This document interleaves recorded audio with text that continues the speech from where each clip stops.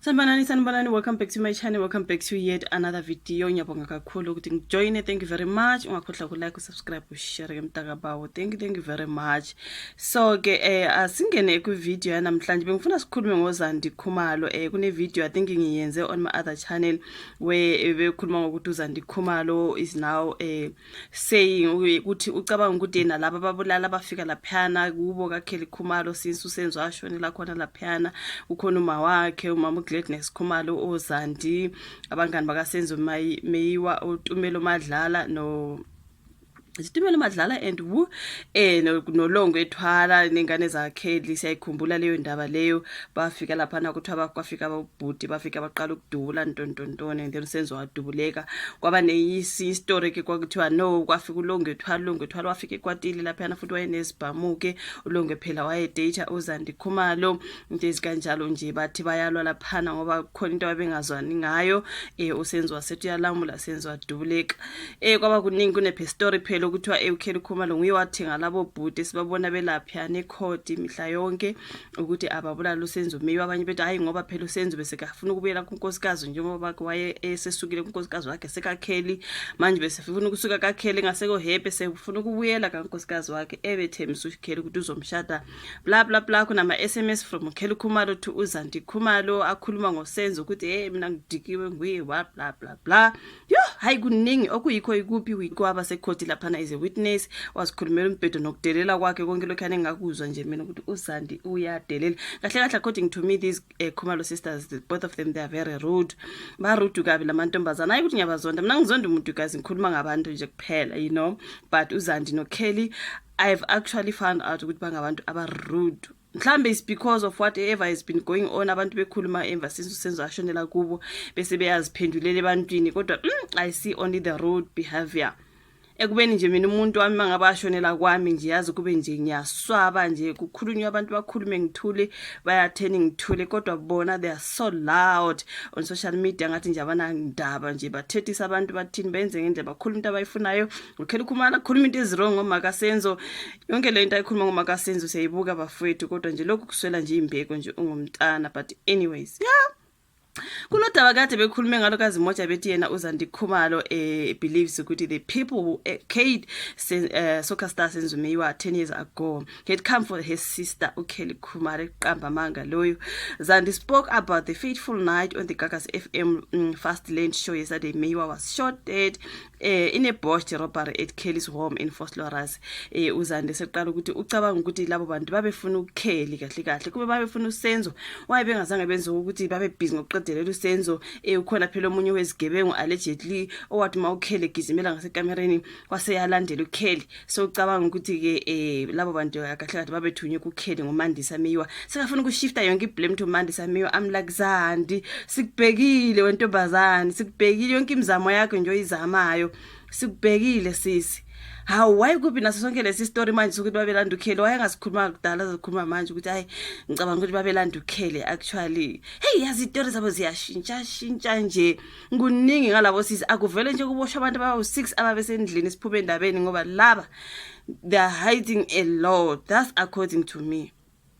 Lo sesithi babelanda udadewabo lo hayi cha ngeke bafethu izinto zabo Zandie nabo Kelly they are trying by all means ukuthi kubonakala sengathi umandisa Meyiwa nguye wathumela igebengu ngoba phela uSenzo wayesephila noKelly ntontontona hayi sisi stop trying to shift the blame to usisi obengunkosikazi kaMeyiwa uqamba amanga wazi kahle ukuthi uSenzo wabulawa ubani lapha endlini waningasho igama ukuthi okay sasilapha endlini umuntu wadubula senizama manje kufaka umandisa Meyiwa kuyo yonke lento usisi wabantu wayeshiyekele emendeni wake nengane noninazala wathi yabo yazi indoda ihambe nje nomunye nje usisi ntontontoni you know senifuna uqala nithi nguye wathumela abantu ayinina namanga mana hayi ebanamanga laba abafuna ukukhuluma iqiniso balibele ukuqamba amanga but anyways ngisenzile leso story sorry but I think ngenze kule channel ngoba sibhalwe ngesilungu ngase ngisifaka kule channel but anyways Sikhona futhi esinye lana ngibona ke umfowabo kaSenzo Meyiwa uSifiso Meyiwa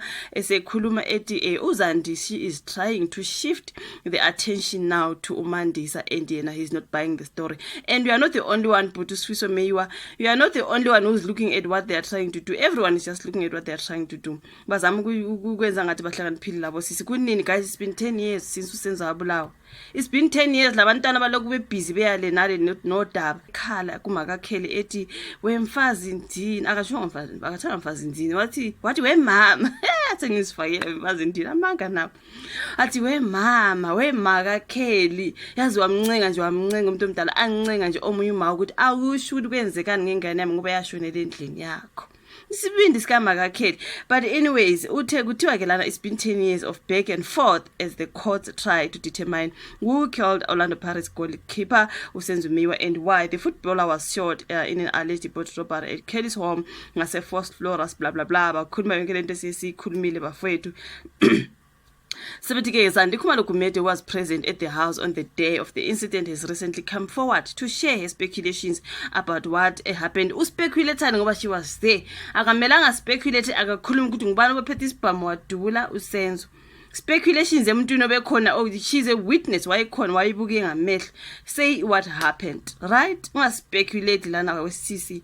She has suggested that the chaos came for Kelly, but Senzo's brother uSifiso Meyiwa laughed off at Zandie's theory.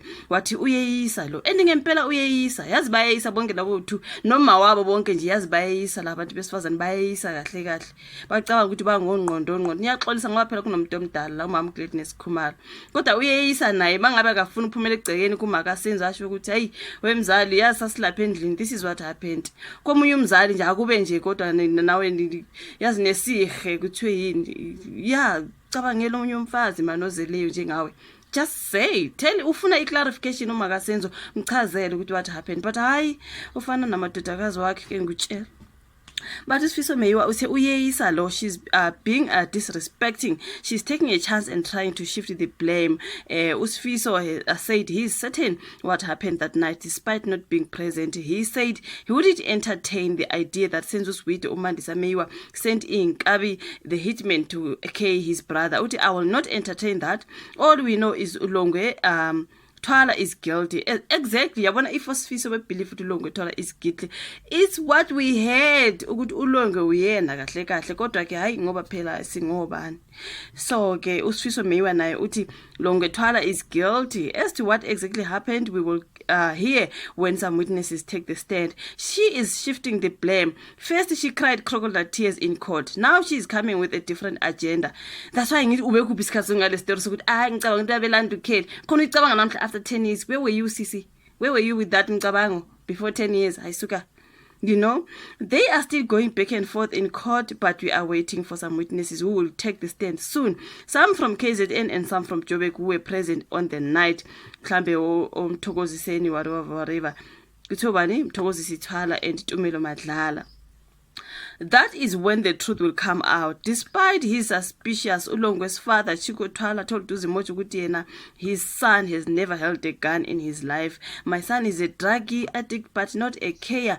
He has been an addict since the age of 17. uSifiso added that he, since the trial started, have not been in communication with uKelly Khumalo nomumndeni wakhe. It was only uZandie's husband who tried to bring Senzo's child to visit, but that did not materialize. We have not seen the child in over 10 years, and right now we want the case to end and that for the family to have a relationship with the child. That is uSifiso Meyiwa. Sasizwile story somntana kaSenzo uThingo ozalo uKelly Khumalo ukuthi ubayafisa ukuthi babe ne relationship naye kodwa ke uKelly is distancing her child from the Meyiwa family. Was kahle ukuthi guilty usisi. Why would you try to do that? Ublock umntana from abakubo uzokhulu khulu okusalayo uzobuya kuThingo aziyele kugogo wakhe noma wena ungazonto ugogo wakhe uzama ukumblema makaSenzo this and that. uKelly urude nokuba rude kumakaSenzo angiyithandi le yonto kunokuthi uzithobe sisi. Uyazi umntana lo mama washonela kwakho endlini yakho sisi ukuthi wabulawa abantu kokwenza nje yini nazi anifuna ukukhuluma yethu you are being rude to Senzo's mother. Abazalekanga labantwana shame I'm sorry to say that, but uKelly noZandie kusho ukuthi nje noma wabo kunjena uyala ne-information ayi ma nawe ngiyablame shame uyabona amadodakazi wakho ukuthi kanjani ayi mhlambe they take from you ma, but I'm sorry, but I couldn't help saying it shame ayi cha ngeke bafethu umuntu ashonele kwami ngihluleke ukusho kushoni baba ingane amadubuleke ngihluleke ukusho for 10 years ngiloko ngithi ya uma wakhe uyathakatha uma wakhe this and that. Really? Is that about that ngathwala ngayo thing? What nonsense was that? What are you trying to say? Hayi bafethu kodwa kuningi. But anyways, your thoughts in the comment section. Yeah. Like the video, subscribe, share till we meet again.